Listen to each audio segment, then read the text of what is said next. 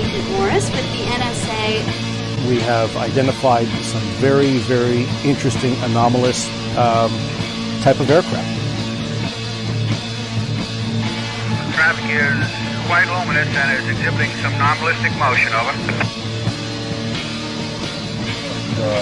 Move very rapidly at any speed or whether any direction it wanted to go. Flag could change and go to the right or the left or go crossways without hesitating a bit. What do you think it was? Well, if they call it a flying saucer, that's what it is.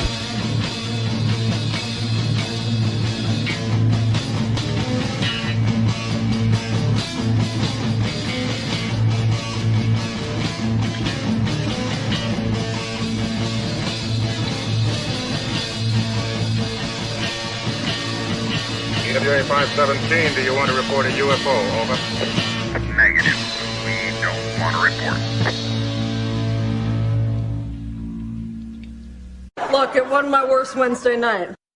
Greetings, everyone. Hello, and welcome to another edition of Anomaly-NOW. I am your host, Smiles Lewis. This is the sometimes weekly, mostly weekly, we missed last week, sometimes live, though it's been months and months and months, weekly news and media roundup for the 501c3 nonprofit Scientific Anomaly Institute, aka the Anomaly Archives, located here in Austin, Texas. Thank you for joining us on this Wednesday. It is almost over, folks. 2025 is almost behind us. For some of us on the planet, it already is. I'm recording this just in the early afternoon of a Wednesday, December 31st, 2025. Oh my gosh, what a year. I hope your year's been better than mine and others and most people's. I think it's been really rough for folks. So anyway, all that aside, let's get down to business.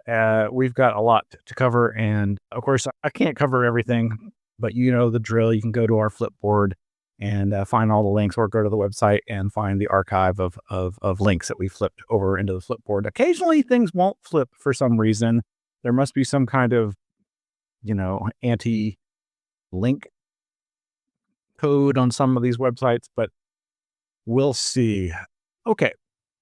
Where are we? We are right here on... Yeah, I do want to start with this exciting, awesome news. I am so happy, honored to have been allowed by Houston Sky editor Gail Neeson to distribute the PDF digital copy of the final anniversary finale, 30 years later, issue number 12 of Houston Sky, her UFO newsletter.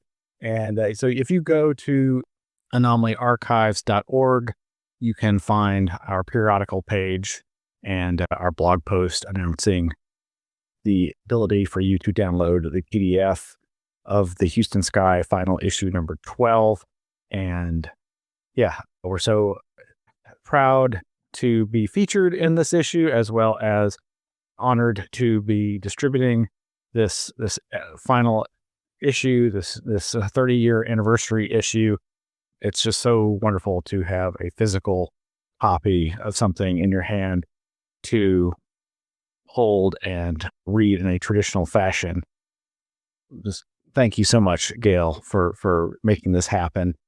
I think others are going to really enjoy this as well. But yeah, you can go to the website. There are limited edition, while supplies last, of the physical copies of the magazine, the print issues, back issues 1 through 11 from circa 1995, 1996.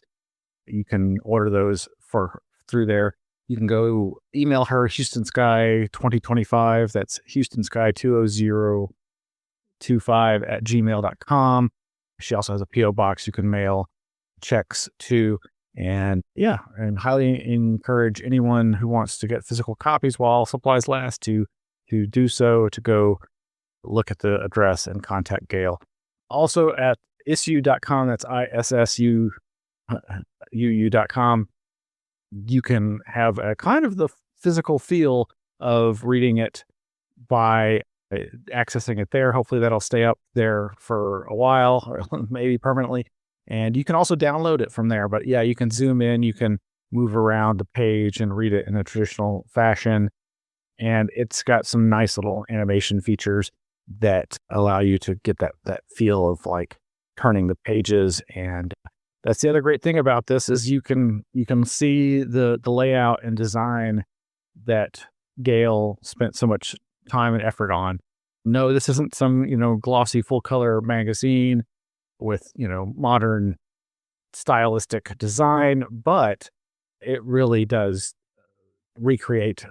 It's exactly like the old issues. And I really appreciate her design style and effort that went into making this layout so enjoyable and fun. So yeah, there's all kinds of stuff there. And as I mentioned, we are honored to be featured there in the pages talking about archives as well as talking about Anomaly-NOW. So check that out. Anomalyarchives.org, and you can sign up for the free updates there, just search the website. But you can also go to patreon.com and become a patron of our services. We post a lot of material there, links to the website, and we're putting out new stuff. You can also click through and listen to the audio only versions of this weekly show that get posted there as well. And it's just everything you can sign up for free, or you can donate $1 a week, $1 a month, $2 a month, $5, $10. It's at the $10 or higher level that gets you access to our monthly online Anomaly Academy tier, which allows you access to the live online presentations by fellow researchers, experiencers, what have you, seekers of the strange, the mysterious, the Fortean, the anomalous. And just this past month, we had Brad Abrahams talking about close encounters of the humankind in terms of his work documenting strange experiences and chronicling the very human experiences that people have with the anomalous. And of course, he's most known for his documentary Love and Saucers, The Far Out World of David Huggins, as well as material on conspiracy theories like Do You See What I See?, a short documentary about the unofficial artist of conspiracy theory culture, the controversial and recently departed David Dees, and so much more. Really enjoyed hearing what Brad had to say about his approach to storytelling with that.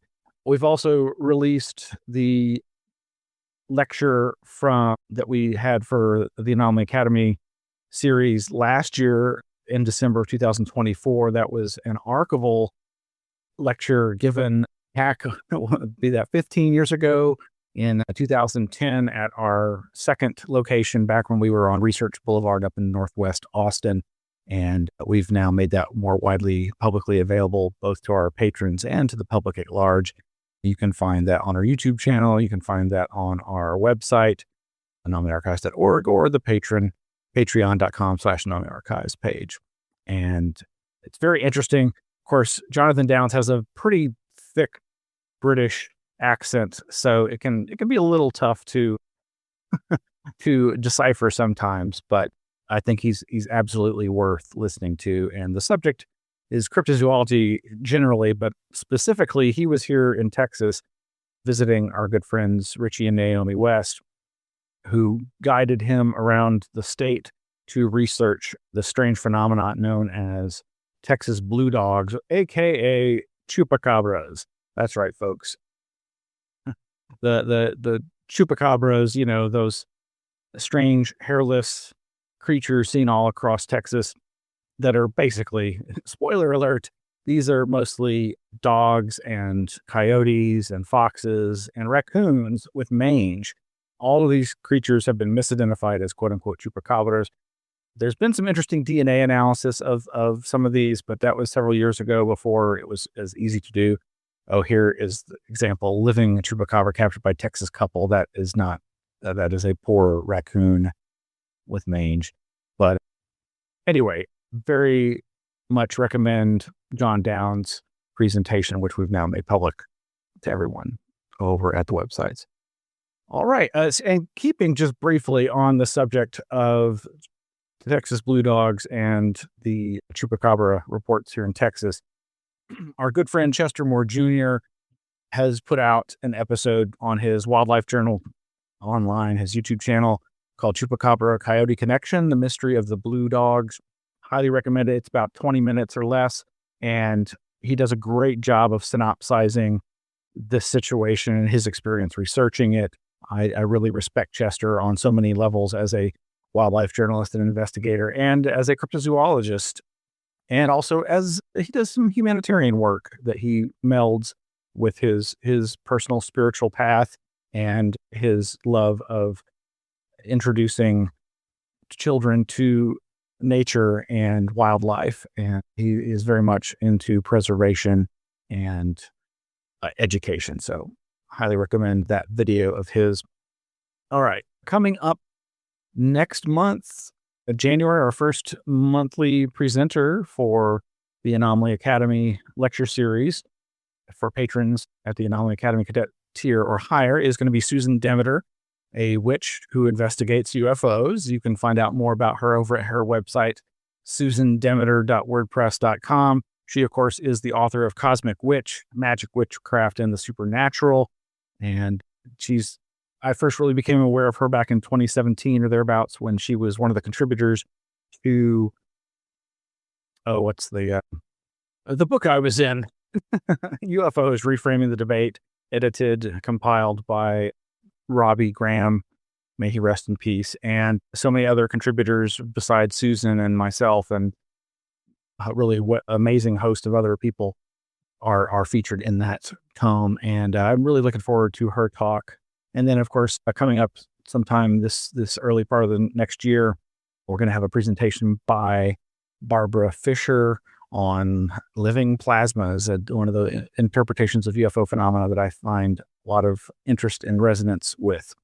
And which Susan Demeter's husband, Massimo Teodrani, the physicist and electronic musician, has written a lot about the issue of living plasmas and the connection to the UFO phenomena with plasma. Right. Barreling on through, you can, of course, go to our Anomaly Archives Flipboard. That's flipboard.com/@Anomaly Archives. And then click through to the Flipboard where we aggregate all the news articles that we come across daily, a constant flow of these news articles. You can find the links to this on our website, anomalyarchives.org. So much great stuff. You can't cover it all in one show and keep that show tidy and short, but there's some great stuff that I'm going to highlight here. First off, we have over at psychologytoday.com is a peculiar subset of near-death experiences, encounters with deceased individuals whose death was unknown to the experiencer. This is written about by Alexander Bathiani, PhD, Consciousness and Meaning at Life's End. Without going into the details, here are the key points as pointed out at the top of the page. NDEs, near-death experiences, occasionally include encounters with deceased individuals whose death was unknown to the experiencer. If NDEs were driven by expectation, accurate perceptions of unknown and surprising facts should not occur. Though rare, such experiences are reported with enough regularity to warrant systematic investigation. A new research protocol aims to document such cases with greater rigor than has previously been possible. And this is, I think, a good example of what I consider, very grounded parapsychological research. I do think that there is such a wealth of evidence for human psychic ability and anomalous cognition, anomalous information transfer. This whole notion of a very common phenomena of people having premonitions of people dying, or having premonitions of being contacted or thinking of a person, and then suddenly that person contacting them when they haven't communicated in often years or sometimes decades, or having visions of somebody who they didn't know was sick, who just suddenly appears to them, and it turns out that they died right around that same time. This is akin to that as far as I can tell. So I think that's interesting. So check that out. Then, of course, we've got our good friend, Peter Stencil, who is one of the 3 founders of the zine that was kind of my gateway, one of my gateways into the anomalous UFO zine scene of the 1990s. And that is The Excluded Middle, which is, of course, titled after this idea of you can be agnostic. You don't have to be an either or as Robert Anton Wilson says, you can be both and. You can explore the excluded middle. There is a balance point between these dual opposites. It's not always black or white. Some things are gray. Okay, so over on YouTube is this channel by Brad Peterson, and it features our good friend Peter Stencil being interviewed for this show by Brad Peterson. NDE experiences the face of light in the void. Musician Peter Stencil's Grateful Dead NDE. And I'll just give you a quick sample of that here. There was this emanation from this basically face of light that was coming right into me of pure love. It was so loving. I knew that there could be no sin, nothing I could do that would prevent me from getting that love, which is what unconditional love is. But we often throw that term around, unconditional love, but to actually feel it, and like, not only that, I've always been loved. It was this eternal sense of love and it seemed to ground the universe. And it was not just for me, it was for everybody, but it felt so wonderful. So my fear kind of left at that point. I just have to say, at this point, I knew this was an adventure. So yeah, you can go check out that whole thing. It looks to be just over an hour long. And yeah, Peter is an amazing thinker and very spiritual person who I always am intrigued by his insights into all these strange, mysterious phenomena. And I'm so proud to have met him, so lucky to have met him and Greg Bishop and Robert Larson, the founders of the Excluded Middle, when I met them way back in the mid-90s, and have been friends with them ever since. So check that out. Keeping with the indie, oh, wait, I thought there was more indie stuff. No, I guess not. We'll just, jumping back to the cryptozoology scene, we've got this article over at Lauren Coleman's cryptozoonews.com. That is the top cryptozoology books of 2025. He loves doing these kinds of best of lists and compiling best of, or, honoring people on a yearly, annual basis. And number 1, he's got Bigfooters and Scientific Inquiry on the Borderlands of Legitimate Science by Jamie Lewis and Andrew Bartlett. Number 2, The Secret World of Denisovans, the epic story of the ancient cousins to sapiens and Neanderthals by Silvana Condorni and Francois Savatier. Coming in at number 3, Chasing North American Monsters, a guide to over 250 creatures from Greenland to Guatemala by Jason Offutt, with a foreword by Lord Coleman. And then you can read the rest. There's more here by other authors. Very interesting list of books that you'll want to check out. Gosh, we're going to have to get all these for the archives. Need to get our Amazon wish list up, or our wish list, and folks can start helping us acquire more materials. Another one over at CryptoZoo News is Cryptozoologists of the Year 2025, Red Wolf Researchers and Posthumous Hominologists. And looks like he is awarding the 2 individuals, Bridget von Holt, PhD, and Kristen Brzeski, PhD. And let's see, he writes, Red wolf ghost alleles are remnants of lost red wolf DNA found in the coyote populations in the southeastern U.S., resulting from historical interbreeding before red wolves were extirpated, circa 1980. These genetic ghosts persist in coyotes, offering a valuable genetic reservoir that could aid in red wolf recovery efforts by potentially reintroducing lost diversity. This has occurred primarily in coyotes in southwestern Louisiana and eastern Texas, particularly in areas like Galveston Island.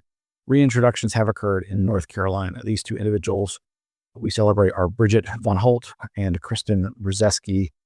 Our congratulations to them. And there's more about them and their work on the rest of this page there at cryptozoonews.com. Good job, Lauren.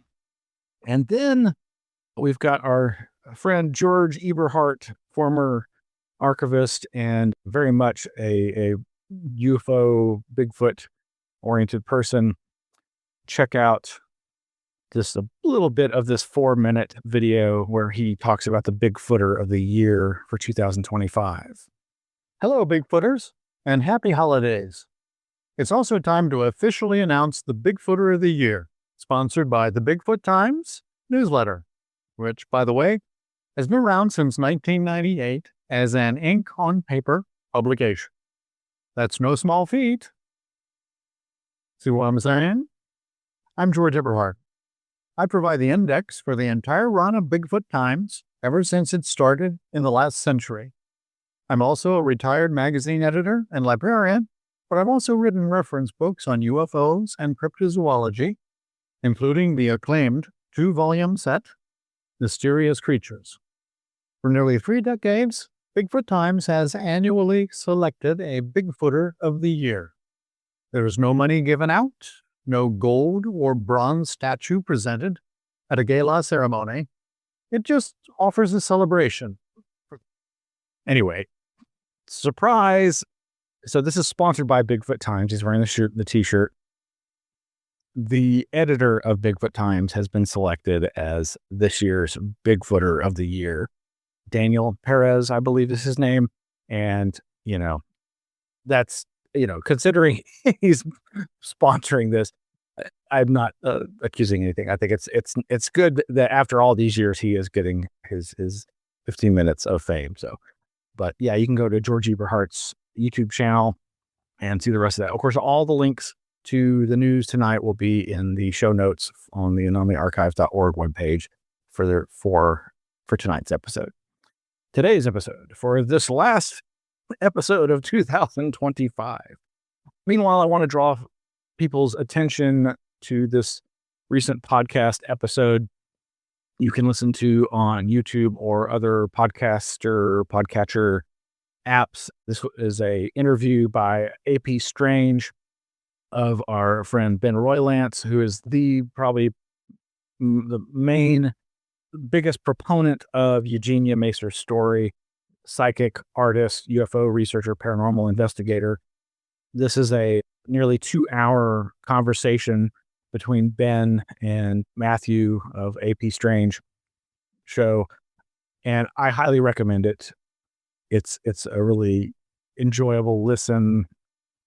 I think they give a great introduction to the life and works of Eugenia Macer's story, and she's just a fascinating character, a fascinating person who I definitely encourage folks to look into more. And of course, they do make reference to, because Ben was one of the participants in our 2020 focus on Eugenia Macer's story, the life and works of artist, clairvoyant investigator Eugenia Macer's story, EMS, as we like to call her, as some abbreviate her name, which featured Professor Wham, Stephanie Quick, and Ben Roylance. And we really had a great conversation. That's about 2 hours long as well. So check it out, check those out. And of course, you can go to the Anomaly Archives and find out more about Eugenia and these subjects. So, meanwhile, back in the world of UFOs, there's some, just amazing stuff keeps coming out. And I'm very curious about, I haven't finished watching this interview, but at the very beginning of the most recent episode of Weaponized, that's Jeremy Corbell and George Knapp's podcast, they are interviewing, of course, Jacques Vallée, titled The Bizarre Nature of UFOs. As somebody else has commented, it's so cute seeing them so giggly, so such fanboys like myself at getting to finally interview Jacques Vallée. I don't think, I'm sure they've had conversations before, but just here is a very brief preview of one of the big bombshells that Jacques drops in this interview that has already made some waves. I'll have some comments here in just a second. But what they describe to me is a very sophisticated process by which we may be able to interact with the entities.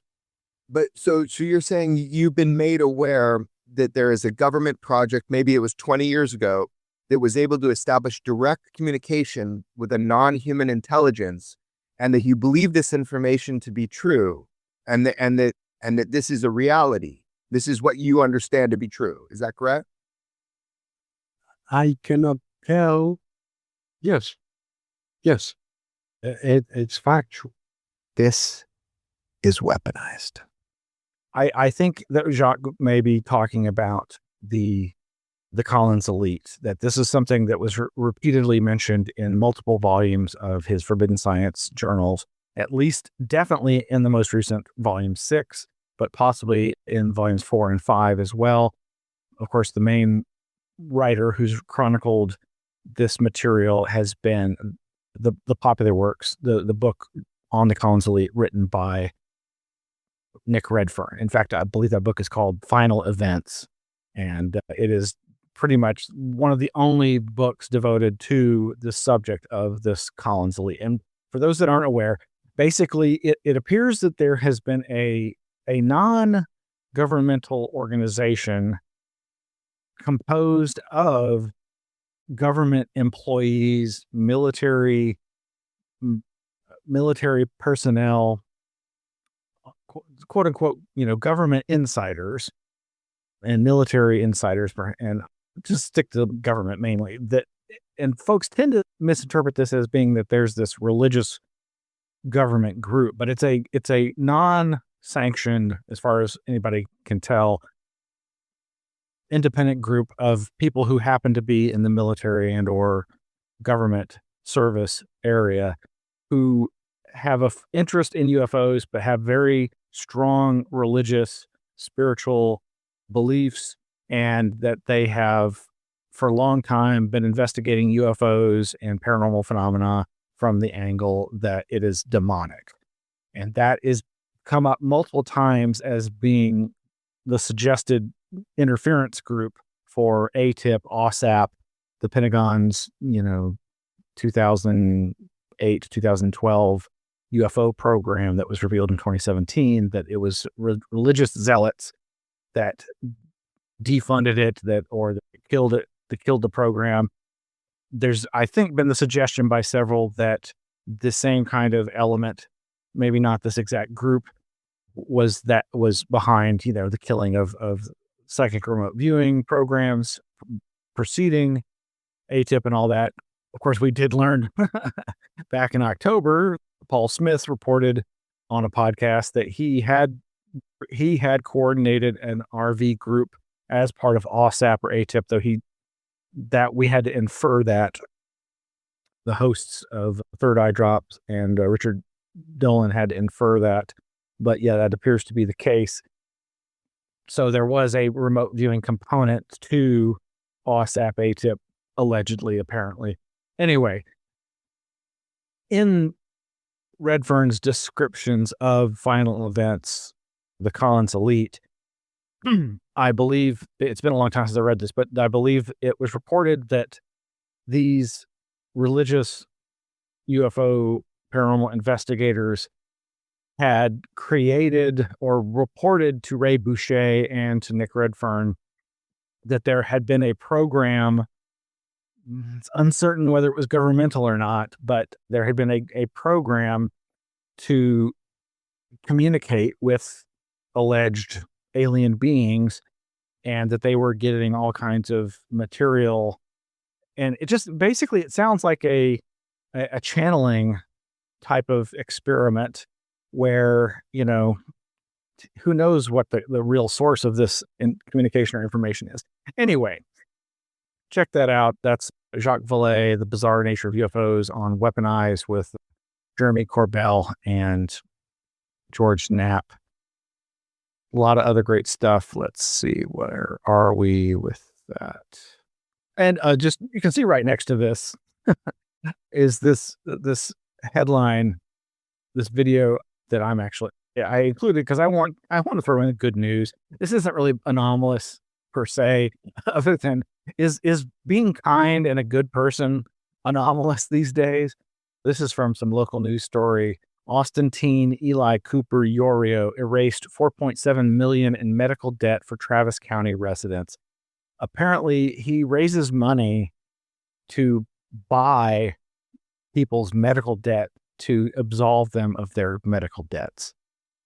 It's not a one-for-one thing. It's actually usually like like $1 pays for like $10 or something like that, or $5. Like it's not like he raised $4.7 million. That's how much debt he was able to buy for less than $4.7 million. Anyway, what a great thing to do for people. Anyway, moving right along, sad to report, alleged UFO abductee experiencer Linda Napolitano, aka Linda Cortile, has passed away. She was born June 14th, 1947, and passed away December 21st, 2025. You may, you may know her from the famous Manhattan abduction case that Bud Hopkins promoted, and which was featured in a Netflix documentary recently that she and others, I think, were suing because she felt that it misrepresented her and misrepresented how they were going to approach the documentary. I thoroughly enjoyed the documentary, but I can understand why she and others felt that it was unfair to her story. But sadly, she has passed away, and her good friends like Peter Robbins and others have been talking about the loss. And anyway, this is over at williamsonsons.com obituaries. And yeah, you can find out more about her by searching online. Completely shifting gears, and in the home stretch here, I was really excited to see this news story from Boing Boing. This is one of the articles that wouldn't flip into the Flipboard. The title, "The Woman Whose Blood Made an Entire ER Collapse." This is one of those stories that I gotta say, I have always been fascinated by ever since first hearing about this. It is just so bizarre. The woman who made an entire ER collapse. On February 19th, 1994, Gloria Ramirez arrived at Riverside General Hospital in California with late-stage cervical cancer and severe heart palpitations. Within minutes of staff drawing her blood, people started dropping. A nurse noticed an ammonia smell from the blood tube and fainted. A medical resident saw yellow-brown crystals floating in the blood, then collapsed. A respiratory therapist went down next. 23 people got sick. 5 were hospitalized. 1 spent 2 weeks in intensive care. Ramirez herself died 45 minutes after arriving from kidney failure related to her cancer, but that wasn't the mystery. It was what her body did to everyone around her. And sorry, I kept pausing at the jump editor because I was sneezing. I had to edit those out. Investigators initially dismissed it as mass hysteria, noting the afflicted were mostly women with normal blood tests. But one hospitalized doctor developed hepatitis and avascular necrosis in her knees afterward, which doesn't fit a psychological explanation. Lawrence Livermore National Laboratory eventually proposed a theory. Ramirez had been using dimethyl sulfoxide, DMSO, as a home remedy for pain. The oxygen from paramedic masks converted it to dimethyl sulfony, which crystallized in her blood. The electric shocks from defibrillation may have then converted that into dimethyl sulfate, a highly toxic compound. Many chemists remain skeptical, noting the human body isn't warm enough for such a reaction. The case was published in Forensic Science International and appears in forensic textbooks as, quote, the most scientific explanation to date. But no one has ever proven it. So, yeah, there's links there. As usual, it's Boing Boing, so it's just a really pretty thing. But this reminded me that, yes, back in 2016, October 27, 2016, in our Anomaly Archives e-newsletter, I had made connection to this there was this, I said, Fortiana reconsidered as cover-up for corruption. There was a news article, Oregon Hospital ER quarantined after people start hallucinating. And then there was this podcast called The Dollop Podcast. It was episode 133, The Toxic Woman of Riverside. Comedians Dave Anthony and Gareth Reynolds examine Gloria Ramirez, also known as the Toxic Woman of Riverside.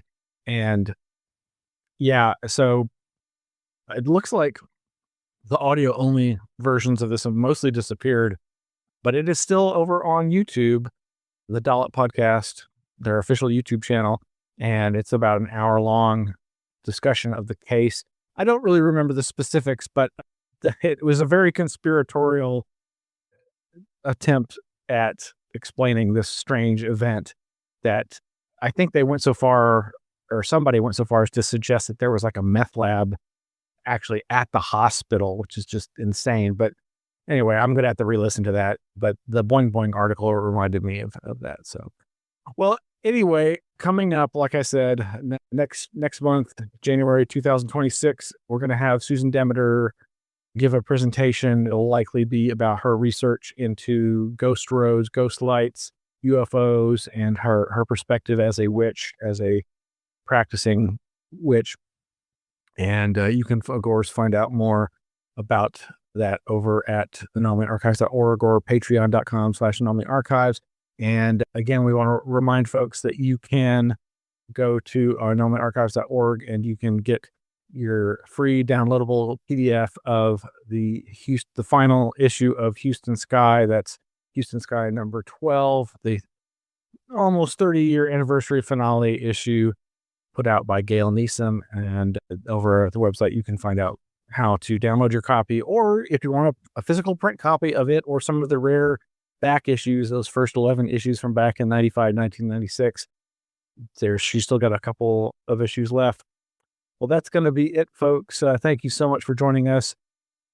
Moving forward into 2026, we may not be able to do this show weekly as religiously as we have tried to do over the many years that we've been doing this.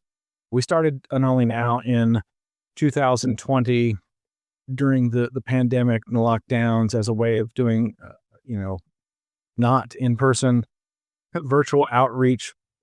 And of course, we were kind of continuing that with the Anomaly Academy lecture series through our patron-supported Patreon accounts. And that's all going to continue as best we can. But there's certain things going on in my life that are going to likely make it really challenging to continue with the weekly show. But who knows? You just never know. The world changes on a dime.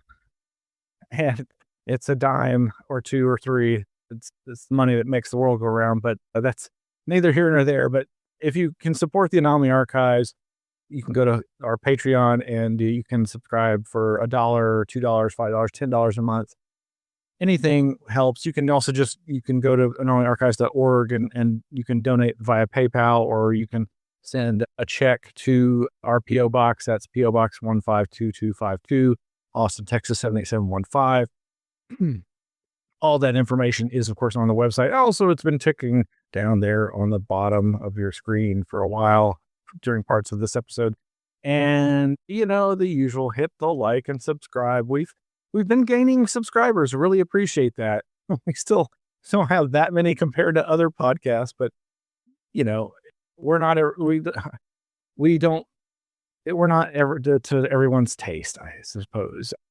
But thank you for listening. Thank you for watching. Thank you for reaching out. We do appreciate the emails. You can contact us at contact@anomalyarchives.org.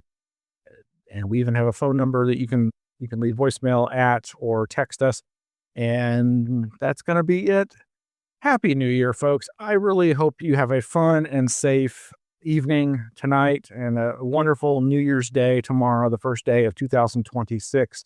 And let's just all agree to be good people and be nice to people and defend the weak and do the best we can to make the world a better place. Thank you so much. Good night.